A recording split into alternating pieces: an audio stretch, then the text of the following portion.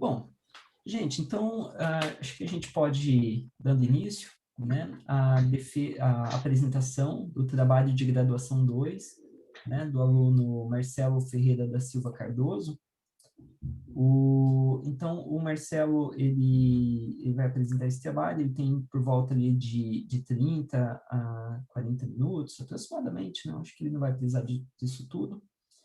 Então, e depois a gente abre para as perguntas da banca e da plateia, tá? Marcelo, então fique à vontade, tá bom? Beleza. Então, vamos lá. Bom, como o professor falou, a gente está reunido aqui para poder apresentar o meu TCC, né? O título do TCC é Avaliação do Espaço para Melhorias de Políticas de Substituição de Linhas de Cache. E ele foi feito por mim, Marcelo Ferreira de Silva Cardoso, com orientação do professor Dr. Marco Antônio Zanata Alves. Então, antes de apresentar os resultados e o desenvolvimento, eu vou fazer uma breve introdução de alguns conceitos. Então, a hierarquia de memória é uma estrutura de memória formada por múltiplos níveis, das mais variadas capacidades, performances e tecnologias. Ela foi feita com o intuito de criar a ilusão de que a memória instalada é rápida e infinita. E, para isso, ela se baseia no princípio da localidade.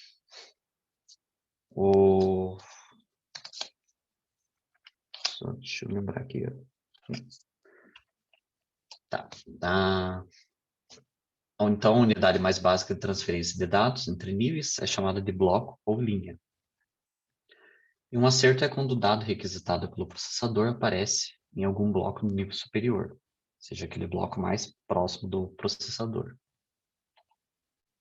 Caso contrário, existe uma falta e isso ocasiona um acesso ao nível inferior para recuperar esse dado requisitado.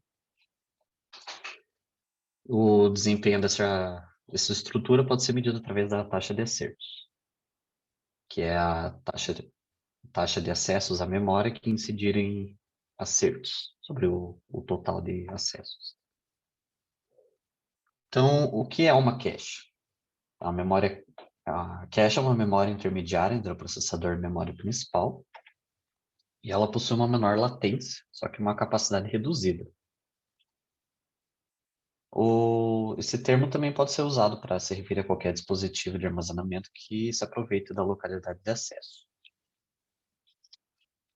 A cache se apresenta como uma solução, né, para a crescente diferença de performance entre memórias e processadores, já que o tempo de acesso da memória principal é ordens de magnitude maior do que um ciclo de relógio do processador. Então, quando o processador passa um ciclo, vai centenas de ciclos para conseguir um acesso da memória RAM, memória principal. E, além disso, a cache mantém parte do conjunto de trabalho próximo ao processador, né? Então, por ser de tamanho reduzido, ela necessita de um bom gerenciamento. E quando ela está cheia, algum bloco que está instalado na cache deve ser substituído por aquele que foi trazido da memória principal e vai ser usado pelo processador. Em caches diretamente mapeadas, não existe escolha, porque o bloco só pode ser instalado em apenas um local, né? Mas em caches totalmente associativas e associativas por conjuntos, um bloco pode ser instalado em mais de um local. Então, aqui um exemplo de uma cache associativa por conjuntos. Esse aqui é um endereço, que ele é dividido em tag, índice e deslocamento. O índice vai selecionar um conjunto e a tag vai ser alimentada a um comparador para verificar se o dado está instalado na cache. Caso esteja, o circuito retorna um acerto ou uma falta e os dados saem pelo multiplexador. Então, no caso das caches totalmente associativas, qualquer entrada pode receber um novo bloco, né? Só que nas caches associativas por conjuntos, Um bloco pode ser instalado em qualquer local dentro de um conjunto, seja aquele conjunto apontado pelo índice. Mas em ambos os casos, se deve escolher um bloco a ser substituído. E nesse caso entra as políticas de substituição. Então, uma escolha ruim pode ser desastrosa para o desempenho, né? Já que seria necessário buscar o bloco novamente da memória principal. Então, idealmente, se busca remover aquele bloco que ficaria mais tempo sem uso que os outros, ou que não seria mais usado. Só que isso é impossível, porque seria necessário ter conhecimento de todas as futuras requisições do processador. Então, algoritmos práticos propostos até hoje tomam decisões apenas com base em previsões ou randomizações. Então, qual foi o problema identificado, né, durante que motivou esse trabalho? Se nota uma dificuldade em afirmar qual é o potencial de melhorias que novas políticas podem apresentar. Então, a gente sabe qual é a performance máxima que políticas viáveis, políticas que existem hoje, apresentam. Então, dá para ver pela barrinha azul, que é onde está escrito no gráfico escrito viável. E o uso de um algoritmo ótimo é imprescindível, já que possibilita comparar e estimar os ganhos de uma nova política. Então, tendo a performance máxima de uma política ótima e sabendo qual é o máximo da política viável, a gente consegue determinar essa margem para ganho. E por que é necessário determinar esses ganhos, né? Se determinar esses ganhos se torna necessário quando se considera todas as despesas envolvidas com pesquisa e desenvolvimento, já que os custos são muitas vezes muito altos para se obter retornos muito baixos.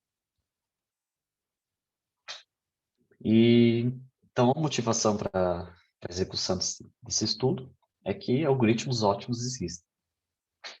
O Beladi apresenta o BIM, seu estudo sobre algoritmos de substituição para memórias virtuais. Esse algoritmo determina um número mínimo de buscas a páginas de memória no dispositivo de armazenamento em massa, e ele pode ser facilmente adaptado ao estudo de memórias cache, se a memória principal for vista como uma cache do dispositivo de armazenamento em massa. Além disso, o uso de simuladores baseados em traços de execução é muito comum na arquitetura de computadores, já que a construção de protótipos é inviabilizada pelo alto custo de produção de uma pastilha de silício. Então, tendo o MIM em mãos, passa a ser plausível a construção de um simulador que receberia instruções de memória e reproduziria o comportamento de uma cache. Durante a execução desse simulador, alguns algoritmos de substituição seriam alimentados com essas instruções, e assim se torna possível, né, extrair dados conclusivos dos testes feitos em um ambiente controlado. Então, vou apresentar a metodologia agora. E o estudo foi feito da seguinte forma.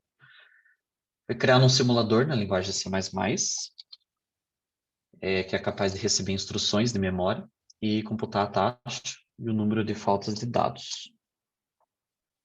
A cache simulada, ela conta com apenas um nível e nenhum campo para armazenamento de dados.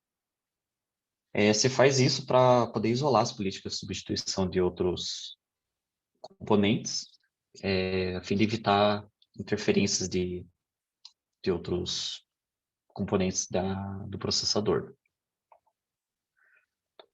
E as políticas de substituição gerenciam um conjunto associativo, apenas um conjunto associativo, que as torna efetivamente uma cache totalmente associativa, né? O controlador da simulação, ele divide os bits de endereçamento e alimenta uma das instâncias da política de substituição testada. Então, aqui tem um esquema para uma visualização, mais ou menos, da execução de uma instância da política de substituição. O índice vai ativar essa política de substituição e a tag serve como entrada. A política de substituição vai usar a tag para verificar se o dado está presente nessa cache totalmente associativa, nessa mini cache. E caso não esteja, né, caso haja uma falta, ela vai substituir, ela vai escolher uma das tags e fazer essa substituição. Então, os algoritmos escolhidos para os testes obedeceram alguns critérios de facilidade, frequência e dependência de implementação em processadores. E ficaram de fora quaisquer algoritmos híbridos, ou seja, algoritmos dinâmicos que, baseados em dados de uso dos blocos da cache, são capazes de alternar entre 2 ou mais algoritmos. E com isso foram selecionados o PRNGR, PRNGL, FIFO, LRU, PLRUT, PLRUM e o QLRU, tendo o min como base de comparação. Então, explicando essa sopa de letrinhas, o PRNGR remove os blocos aleatoriamente, usando um gerador de números pseudo-aleatórios, baseados em um contador global. Já o PRNGL, ele remove os blocos aleatoriamente também, mas se baseia em um registrador de deslocamento com realimentação linear. Então, o nome dado a esses dois algoritmos foi arbitrário, foi algo que eu escolhi. FIFO, ele remove os blocos na ordem que chegaram na cache, basicamente funcionando como uma fila. O LRU, ele remove o bloco menos recentemente usado, basicamente usando uma fila de prioridade. O PLRUT, ou pseudo-LRU, baseado em árvore, né? Ele funciona de forma semelhante ao LRU, só que ele utiliza uma árvore binária, cujos ramos indicam o bloco menos recentemente usado. O PLRUM, pseudo-LRU baseado em bits MRU, também funciona de forma semelhante ao LRU, só que ele se utiliza de um bit por bloco, para indicar a contemporaneidade de cada bloco. E por fim, o QLRU, baseado na cadeia RHIP, a cadeia de referência, né, a cadeia de referência, e funciona como uma extensão do PLRUM, só que ele se utiliza de 2 bits ao invés de 1. E o min, a estrela desse estudo, ele é baseado na eliminação de conjuntos completos como candidatos à remoção. Esses conjuntos são compostos de linhas de cache que vão ser reutilizadas no futuro próximo e não podem ser desalocadas. Então, quando a cache está cheia, se inicia um adiamento da seleção da vítima, já que não existe um candidato óbvio a deixar a cache. Não se sabe qual dos blocos vai ser usado mais futuramente. Se um bloco é referenciado, ele é temporariamente desqualificado como um candidato à substituição. Então, se um bloco é referenciado, ele vai ser usado novamente num futuro próximo. E quando C menos um bloco sem cache forem desqualificados, onde C é o tamanho do conjunto associativo, a incerteza cai a zero e a vítima pode ser, então, substituída. As C menos uma desqualificações e o novo bloco formam um conjunto completo de C elementos que definem o estado de memória. Então, os traços de memória foram gerados a partir das cargas de trabalho da suíte SPEC CPU 2006 e foram usados como entradas para essa simulação. Esses traços são divididos em um campo indicador de leitura e escrita, tamanho da operação de memória, endereço de memória e número do bloco básico. Só que nesse estudo, só o campo de endereço de memória é utilizado.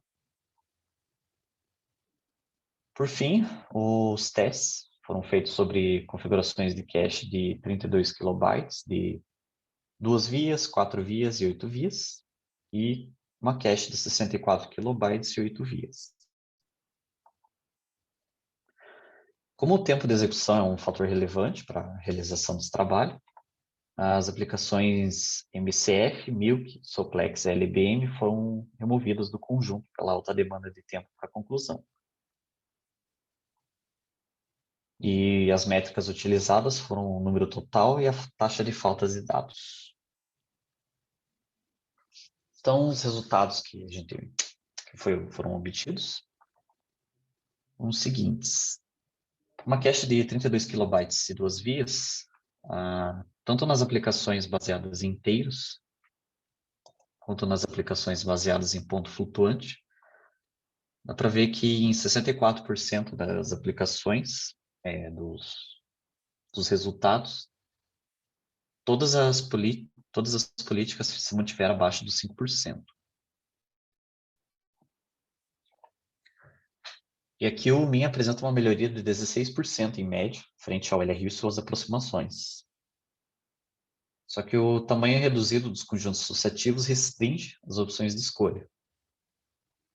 Então, existe uma menor margem para ganhos e uma taxa de faltas mais elevada.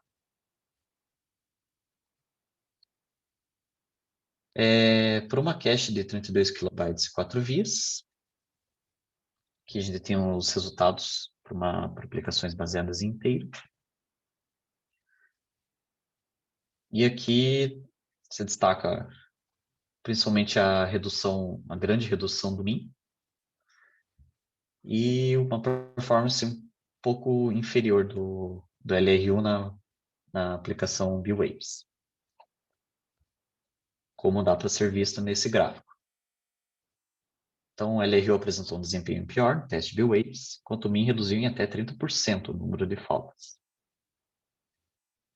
Para essa configuração, os ganhos do Min passaram em média de 16% na configuração anterior para 22% nessa configuração. Para uma cache de 32 KB 8 vias, que os resultados apresentados também para as aplicações baseadas em inteiros, e para as aplicações baseadas em pontos flutuantes. E aqui dá para perceber que o aumento na associatividade permitiu uma maior redução geral dos percentuais de faltas. Só que isso causou um nivelamento dos resultados, que fez com que os ganhos do Min caíssem nas aplicações B-Waves e GEMS. E no caso da GEMS, os ganhos ficaram até abaixo de 1%. Agora, sobre outras aplicações, esses ganhos podem chegar a 54%, frente a políticas com processo de decisão informado. Então, sendo possível identificar uma alta em relação à configuração anterior.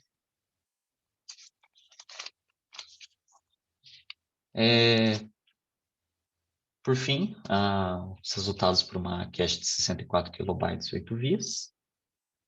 Aqui, de novo, para as aplicações baseadas em inteiros e para as aplicações baseadas em pontos flutuantes. E aqui, as reduções nas taxas de falta já não foram tão expressivas. O Min teve maiores ganhos sobre políticas com processo de decisão pouco informado. Ele chega a 71% frente ao FIFO, por exemplo. Agora, os ganhos sobre outras políticas já parece variar de aplicação para aplicação. Aqui a gente tem as médias das taxas de faltas. E aqui é possível perceber que o percentual médio do Min ficou abaixo de 2,5% em todas as configurações testadas. Então, é possível ver ali que o Min, no finalzinho, aqui, sempre fica abaixo de 2,5%. Além disso, o LRU e suas aproximações possuem os desempenhos parecidos. Então, a partir do Tanto o PLR-UT, o PLR-UM, o QLR-U e o LRU têm desempenhos bem parecidos. Que era de se esperar, já que são todas aproximações do LRU. Aqui a gente tem as médias globais, e nesse caso, o MIM apresenta melhorias de até 22,6% na média global, frente a políticas com processo de decisão informado.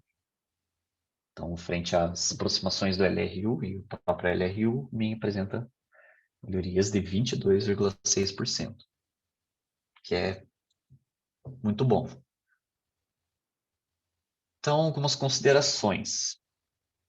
Nota-se uma performance inconsistente e, consequentemente, inferior do PRNGL em relação ao PRNGR. E a fundamentação disso pode estar na maior aleatoriedade dos números gerados por um LFSR, por um registrador de deslocamento com feedback linear. Já o QLRU, ele mostrou um pior desempenho na média que o LRU, e outras aproximações. E a razão disso pode estar na ineficiência do QLRU em lidar com trash. Trash é um padrão de acesso à memória encontrado no processamento de vetores. Agora, o PLR-UM, ele apresenta uma performance levemente superior frente ao PLR-UT. Ele gasta menos recursos e apresenta uma performance levemente superior. Então, ele é um melhor custo-benefício do que o PLR-UT. Então, o que dá para se perceber, né? Deu para perceber que o MIM ele apresentou ganhos acima de 10% sobre todas as políticas em pelo menos 80% das aplicações. Então, existem boas margens ainda, né, de ganho. Além disso, um maior grau de aleatoriedade não parece conduzir a melhores tomadas de decisão. Além disso, a performance abaixo do esperado, apresentada pelo QLRU, indica que o algoritmo pode se beneficiar de ajustes mais finos. E que eu aponto o porquê da performance abaixo do esperado. Como que LRU é baseado no algoritmo SRI, um algoritmo apresentado no artigo High Performance Cache Replacement Using Re-Reference Interval Prediction, de 2010, apresentado por Jalil e outros autores.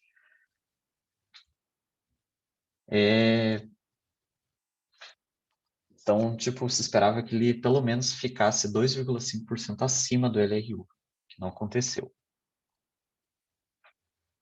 Então, concluindo, ainda há grandes margens para melhorias, né? Como se deu para ver que a média, de novo, ficou 22,6%. A média de melhorias do MIM ficou 22,6% acima do políticas informadas. E essas margens existem principalmente em configurações de cache mais comumente usadas atualmente, como 32 kilobytes e 8 vias. Só que o impacto que uma política ótima de substituição de linhas de cache exerce no desempenho final do sistema ainda é incerto. Além disso, o custo de implementação de soluções mais avançadas também é incerto. Então, no escopo desse trabalho, fica impossível determinar se podem existir políticas viáveis melhores. Ou seja, se existem políticas capazes de extrair performances melhores custando o mesmo ou menos ainda, essa margem de melhorias do MIM. E é isso. Apresentando. Tá, muito obrigado, Marcelo. Eu gostaria de iniciar agradecendo a banca, né? Eu não apresentei a banca no início, peço desculpas. Então, o Francis Moreira, né, e o Daniel Oliveira. Então, novamente, obrigado. E a gente pode começar com as perguntas. E, bom, a gente costuma começar pelo que está mais longe, né, fisicamente ou virtualmente. Então, acho que nós concordamos que a fibra ótica para chegar lá no Francis é um pouco mais longa. Tá? Então, Francis, fique à vontade, tá? Fazer perguntas, considerações. Então, vamos começar. Primeiro, parabenizar Marcelo pelo trabalho, né? Obrigado. Gostei muito do texto. Eu sou um cara mais objetivo, digamos assim, o Marco Daniel deve me conhecer, então o texto está bem claro, o português está bom, bem objetivo. Só que algumas coisas claramente me chamam a atenção e eu tenho que questionar. A primeira coisa que me chamou a atenção foi a tua explicação do algoritmo ótimo, o Min, que ela apareceu bem técnica, mas eu senti que talvez ela possa até ser simplificada. Então fica a questão que talvez não pareça na texto, mas conforme agora tu está fechando teu curso, né, tá, o trabalho de conclusão de curso, eu queria te perguntar qual é o tipo de algoritmo que o Min é? Sabe explicar o tipo de algoritmo que o algoritmo de Belad é? Ele é um algoritmo ótimo. Ele determina sempre o menor... não sei se eu entendi direito a pergunta, mas ele é um algoritmo ótimo, porque ele sempre determina o menor número de passos, digamos assim, para chegar ao resultado final. Mas como que ele determina esse melhor passo? Como ele determina? Deixa eu achar aqui o slide. Algoritmos... Sim, eu vi ali a tua criação de set e tudo mais, mas a explicação dele ela pode ser mais simples ainda. Pode ser mais simples ainda? Mais simples ainda, em duas frases. Primeiro, ele é um algoritmo guloso, greedy algorithm. Porque ele vai fazer uma decisão ótima, né? Tá. Ele simplesmente vai... A decisão dele é simples. Chuta o cara que vai ser usado mais longe. Ponto. Essa é toda a ideia do Min é essa. Né? E eu senti... eu acho que até é mencionado no começo, mas eu tenho a página ali, depois eu vou te passar o PDF com as anotações, que a tua explicação pode ser talvez um pouco mais legível nesse caso, né? Para quem não entende da parte técnica, da parte formal, ficar um pouco mais tipo, qual é que é assim, a ideia condensada do algoritmo é essa? Chuta o cara que vai ser usado mais para frente. Né? Ou não vai mais ser usado. Verdade. Eu confesso que ali a parte técnica eu até perdi. Tu teve um exemplo ali da formação do set. Tá legal, tá formando set. Daí eu confesso que eu tive um pouquinho de dificuldade de entender, mas eu conheço Min. Eu já vi, inclusive. E falando sobre Min, vamos falar sobre o Hawkeye, que tu cita, mas tu não explica e ficou um gap no trabalho, porque tu chegou a ler o artigo, imagina? Do Jain e do Min. Que tu cita ele, né? Li. Sim. A ideia deles é aproximar o Min com uma previsão e fazer algo muito próximo do Min. E eu achei estranho, aqui no slide 47, tu inclusive diz que não tem certeza em relação a existência de um algoritmo viável, ótimo, mas os caras fizeram o mais próximo possível disso. E eu acho que tu podia, assim, nas tuas referências bibliográficas, tu podia usar alguns parágrafos para explicar o trabalho deles, né? Eu acho que valoriza melhor o teu TCC, assim, torna mais atual, inclusive. Né? Porque o trabalho é de 2017, se não me engano. Né? É um baita no trabalho. É, o Hawkeye. Que é do Vini, do Jain. Então, eu acho que isso é uma sugestão assim, que eu tenho, que é coloca a ideia deles, assim, explica ela, porque eu acho que é bem relevante nesse contexto. Né? Do Hawkeye? Do Hawkeye, eu acho que é importante. Outra coisa... Cara, eu... Não, desculpa. Achei que você ia... Não tinha terminado, mas pode continuar. Eu tenho uma escolha aqui. Esse simulador, eu notei que não tem um link. Tu chegou a colocar ele no Git? Ou alguma coisa assim para as pessoas poderem reproduzir os seus resultados? Eu coloquei no Git, mas está como privado. Assim, te eu não deixei sei isso se tem algum passar. problema em liberar ele, mas eu acho que é interessante, né? Para mais de um motivo.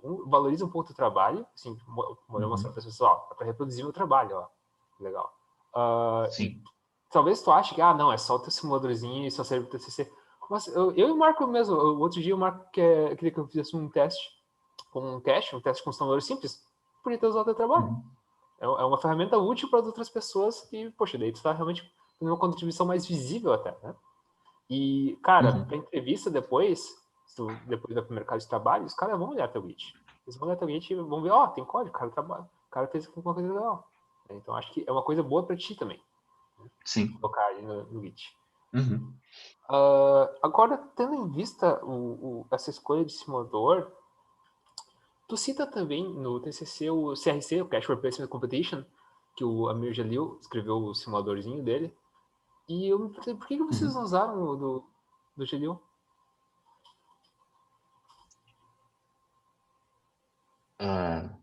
Desculpa, não entendi a pergunta.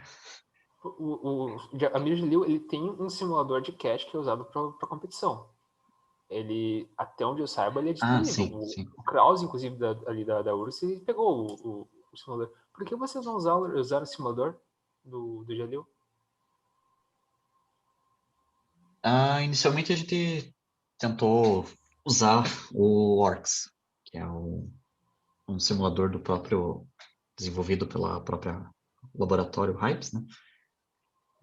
Só que eu fui percebendo que certos componentes, digamos assim, meio que atrapalhavam o desenvolvimento e podiam acabar influenciando no resultado final. Então daí eu acabei meio que partindo do Orcs e fui destrinchando ele para pegar só o que eu precisava. Entendi. Não, eu concordo que o Orcs é muito complexo para isso. Não precisa de ter isso. Mas Sim. eu acho que pegar o trabalho do Jalil ia te facilitar a vida. Porque ele já tem outros vários desses algoritmos prontos já nele. Né? Então, eu não sei se você vai implementar algum desses à mão. Não ia precisar implementar eles à mão. Eles já estão prontos. Né? Então, acho que até facilita a tua vida. Mas eu fiquei a pergunta só porque, tipo, Verdade. poxa, tu cita ele e você não usa ele. Que podia ter sido mais fácil, talvez. E a pergunta mais principal, assim, e prometo não me alongar muito, acho que essa aqui é a principal, que fica esse teu questionamento de, o min ganha tanto em relação aos outros, e todo texto ganha, mas em muitas partes não explicita que isso reduz a taxa de miss, ok? Ou seja, ganho de performance e redução de taxa de miss não são exatamente a mesma coisa. Não é uma relação direta. Claro que vai ser melhor, mas, por exemplo, o impacto na Cache L1, eu lembro de ter feito um trabalho com isso até para melhorar os acessos na stack, né, de 86, é muito pequeno. É muito, muito pequeno. Porque já tem a L2, depois para amortecer a latência, e depois uma L3. Então, todos esses papers que tu cita, eles geralmente implementam na LLC, por dois motivos. O impacto é grande na latência. Se tu errou na LLC, te ferrou, tu vai ter que buscar na memória. Perdão a palavra. Mas, segundo, a LLC, como tu mesmo mostra, como ela tem um tamanho muito grande em muitos ways, a política de instituição tem muito espaço para fazer trabalho. Né? Então, assim, uma ideia talvez de trabalho futuro seja repetir esse teste, mas agora com mais níveis e na LLC. Porque na LLC, no último nível de cache, o impacto é mais visível tanto porque tem mais ways, quanto que, se tu for simular a latência, que tu não simulou aqui, obviamente, mas é o ponto da hierarquia onde vai importar. Né? Então, eu fiquei curioso só em relação a, tipo, por que vocês escolheram só um nível? Eu assumo que foi pela simplicidade mais de teste, né? Só para realmente comparar as políticas. Mas que, como tu falou, quando tu for colocar no simulador inteiro, como Orcs, se levou... Quando tu for colocar no simulador inteiro, como Orcs, aí tem um monte de coisa que vai influenciar o resultado, como prefetch, como os três níveis de hierarquia, como o protocolo de coerência, dependendo se for usar multithread ou não, entre outras coisas. Então, eu entendo a decisão de não pegar um simulador mais complexo, porque tem muito ruído na observação. Mas fora isso, acho que esses são os meus comentários. Depois eu te passo o PDF, né, com os meus comentários, anotações, para tu ver o que tu concorda, o que tu discorda, o que pode ser melhorado. Ok? Acho que tudo, melhorias são sempre bem-vindas, né? Então... Então tá, muito obrigado, Francis. Suas considerações. Se quiser interromper depois, fique à vontade, tá? Daniel, então, novamente obrigado e fique à vontade para fazer perguntas para o Marcelo. Certo, então obrigado pelo convite, obrigado, Marcelo. E eu compartilho com o Francis também a questão do texto, que eu gostei, tá bem organizado, bem legal, trabalho de conclusão, teve as tentativas ali de explicar o porquê que algumas coisas acontecem, tá indo num caminho bom. Então, gostei bastante do texto. A apresentação já é outra história, né? Então, a apresentação foi um pouquinho mais complicada. Mas eu quero começar pelo mesmo ponto que o Francis começou, que é sobre o algoritmo ótimo ali, que você fala do Min. A primeira questão é qual foi o algoritmo ótimo que o outro trabalho relacionado usou lá, que você citou, o primeiro? Foi um outro algoritmo ótimo, né? Cara, pior que eu acho que no texto eles não especificam, mas eu acredito que tenha sido o algoritmo que, tipo, você pega o bloco e verifica se ele vai ser o mais usado mais para frente. Agora eu não lembro exatamente o nome do algoritmo. Tipo, ele não vai colocando num conjunto e descartando se, esse aqui vai ser referenciado. Aqui, um outro ponto é qual que é essa definição de algoritmo ótimo, que você tem assim, a questão do algoritmo ótimo, a solução viável. Em alguns momentos você fala que o algoritmo toma sempre a melhor decisão na escolha do bloco a ser removido. Mas isso não quer dizer que a melhor solução não é... Você não está achando a solução ótima, né? Isso é um problema NP completo, né? Problemas de otimização assim são super difíceis. Então, quando você fala que o algoritmo é ótimo, você não pode confundir todos esses conceitos e falar que você está pegando a melhor solução, porque como é que você prova isso? Como é que eles falam que é o melhor algoritmo que existe? Então, tem que tomar um pouquinho de cuidado nisso, que parece que você está passando a ideia de que é o melhor algoritmo que existe. Certo. E não é a solução ótima, né? Quer dizer, acho que você não consegue provar isso, né?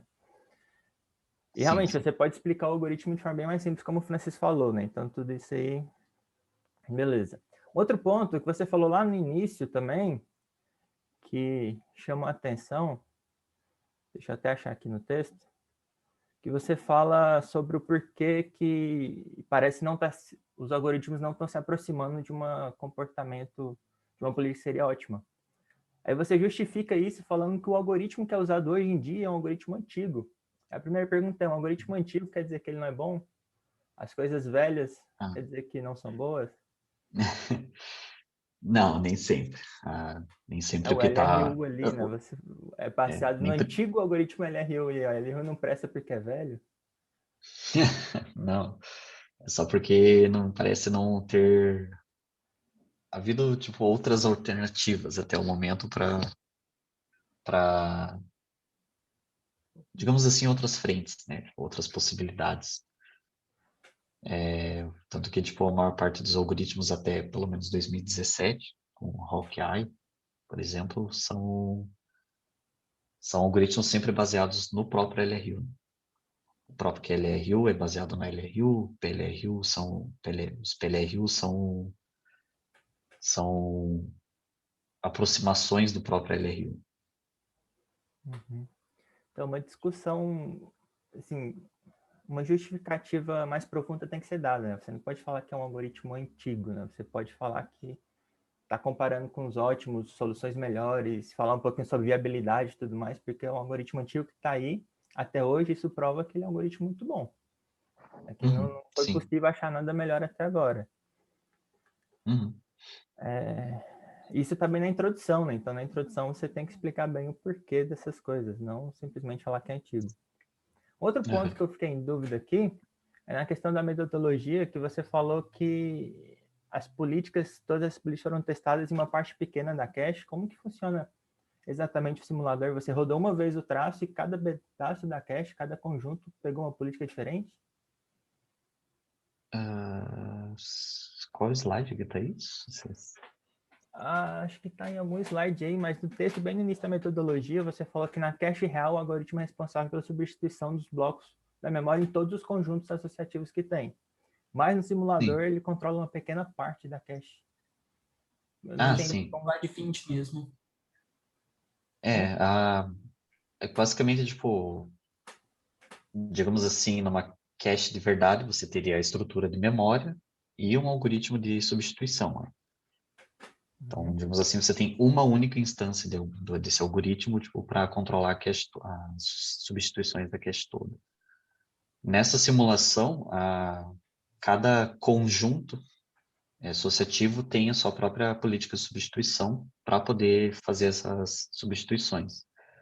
Já que, basicamente, cada conjunto associativo é independente um do outro. Daí, basicamente, você tem várias instâncias de política de substituição atuando dentro dessa simulação.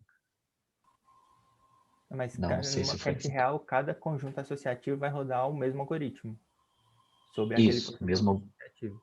No seu teste, na sua metodologia, você ainda rodou uma simulação e cada conjunto associativo rodando o mesmo algoritmo. Isso, eles rodam o mesmo algoritmo, só que digamos assim, os estados para a política de substituição saber qual é o próximo a ser substituído, em uma cache real fica na própria estrutura da cache. Sim, é que Nessa no texto substituição. eu fiquei meio em dúvida, assim, parecia algum momento que você estava falando que cada conjunto associativo rodava um algoritmo diferente, não simplesmente uma instância diferente, mas um rodava o QLRU, outro rodava o PLRU, e ficou meio... Eu fiquei um pouquinho perdido na metodologia. Entendi. Parece meio estranho assim, né? Não faz muito sentido, então foi um ponto que chamou a atenção. Vou fazer uma meia defesa, que eu talvez não deveria, mas aí vocês extraíram essa ideia do set dueling, né? Oi? Set dueling? Set Não dueling, entendi. inclusive tu menciona set dueling, que é competição de sets, competição de conjuntos. Tu menciona essa ideia Isso. no artigo. Essa é uma ideia que o Kuresh, o Munirin que ele fez, que é para tu faz competição entre dois conjuntos, ou seja, tu usa o conjunto uma política, tu usa no outro conjunto outra política, tu vê qual política está indo melhor para escolher quais as políticas de cache. Então, a ideia de fazê-lo tem fundamentação em termos bibliográficos. Não, mas só para deixar claro, ele só não explicou direito, mas ele simulou como se fosse várias caches, cada cache inteira com uma política, né? Era isso que ele queria dizer. Tá? A questão ia comprometer os resultados, né? Não faz muito sentido, mas como o texto estava justo, um pouquinho complicado, né? Sim. E só mais um ponto também para não se alongar muito aqui. Nos seus resultados, você começou a falar, explicar algumas coisas, mas em alguns momentos, assim, você fala, por exemplo, que os resultados obtidos do GCC não mostram tão promissores. Ponto final e acabou, né? Então, se vira para entender o porquê que você escreveu lá. Isso é um pouquinho complicado de deixar no texto coisas sem explicações. Especialmente porque o GCC não é o único ali complicado, né? O GCC ali, o Min até que teve no gráfico, assim, parece que teve uma melhorazinha, mas o Leap Quantum em outros não tem nada, né? Então você começou a observar coisas do gráfico lá, mas só jogou lá, né? Coisas que qualquer um consegue observar no gráfico sem dar um porquê. Então seria legal, ou você não coloca nada disso, ou você fala, estou estudando, procurando saber, uma tentativa do porquê que as coisas estão acontecendo. E algumas partes também, poucas ali que você colocou em um ponto fora da curva, né? Chegando a uma diferença de 1,6%, porém um ponto fora da curva, o algoritmo PRNGI. Eu sempre fico pensando em outliers, coisas assim, tipo, o que você está querendo dizer sobre isso, mas são detalhes do texto que depois eu te passo também. E, na verdade, só mais um ponto para encerrar. Eu fiquei pensando um pouquinho, né? Quando a minha parte é radiação, né? O que eu faço geralmente é testar dispositivos em radiação e testar a confiabilidade deles. E a cache tem um papel importante nessa questão de confiabilidade também. Geralmente a cache não tem uma proteção, não tem ECC, não tem nem paridade, não tem nada, né? E o que acontece é que quando eu tenho mais aplicações rodando ao mesmo tempo, acaba sendo que a confiabilidade delas melhoram.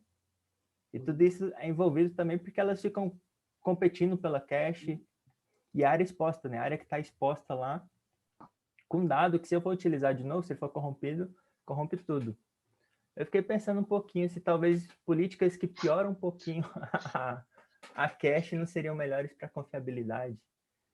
Por exemplo, se eu tenho, dependendo da política de escrita, né? Se é write back, write through, tudo isso pode impactar bastante, né? Sim. Eu acredito que políticas mais simples, né? Por exemplo, o PLRUM tem menos chance de sofrer problemas controlar externos. bem assim o nível de que a cache desempenha, talvez melhore a confiabilidade e não prejudica bastante. Sim.